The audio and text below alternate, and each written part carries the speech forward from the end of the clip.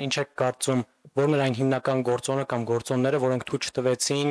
Լևոն Տեր-Պետրոսյանի իշխանություններին, ձեր իշխանություններին, Սերժ Սարգսյանի եւ Նիկոլ Փաշինյանի իշխանություններին կերտել այնպիսի ուժեղ պետություն, որը կդիմագրավեր Ադրբեջանին եւ 2020 թվականի աղետը չէր լինի,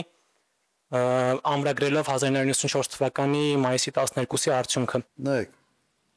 ես ձեր հարցի ձևակերպման հետ համաձայն չեմ։ Նայեք, ես օրինակ նախագահ եմ եղել 10 տարի։ Այդ 10 տարվա ընթացքում դուք երբևէ լսել եք որևէ լկտի հայտարարություն Ադրբեջանի կողմից, ինչ որ քայլեր, որոնք կարող էին կասկած առաջացնել նաև մեր հանրության մոտ, որ մենք պաշտպանված չենք։ Ինչի բան եղել է։ Ես իմ մոտ այդ մտահոգությունը ընդհանրապես չկար։ Մենք մեր բանակի որակական հատկանիշներով մի գլուխ բարձր ենք Ադրբեջանից։ Միտեղ ինչ որ մի անզգուշ բան էին անում, կրկնակի պատասխանը տալիս ենք։ Այդպես չի, որ մենք չենք ստեղծել այդ երկիրը։ Մենք ստեղծել ենք եւ ասեմ նաեւ ինձանից հետո եւս հատկապես անվտանգային հարցերի վրա ուշադրությունը մեծ էր։ Բայց ես ձեզ մոտավորապես բացատրեցի, թե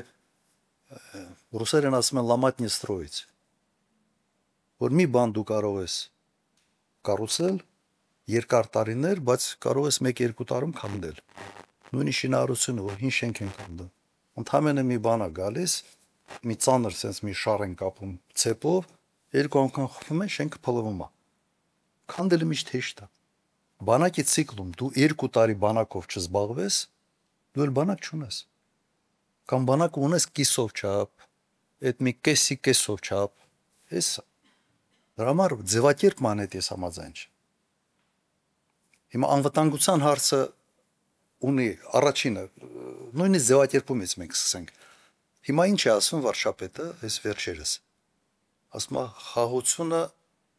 մեր անվտանգության գործիքը խաղաղությունն է։ Բառացիորեն խաղաղությունը դա անվտանգության պրոդուկտ է։ Ինքը ոնց կարա գործիք լինի։ То есть դու անվտանգության հարցերը լուծում ես այդ պրոդուկտը ստանալու համար։ Երբ որ ասում է խաղաղությունը գործիք է, ուրեմն այդ մարդիկ չեն հասկանում ֆունդամենտալ հարցեր։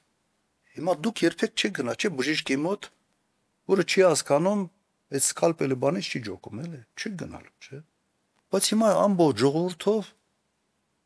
ընտրել եք, ասած նստել եք այդ մի ավտոբուսի մեջ եւ վարորդը քշել չգիտի։ Ոչ քշել գիտի, ոչ ուղղությունը գիտի,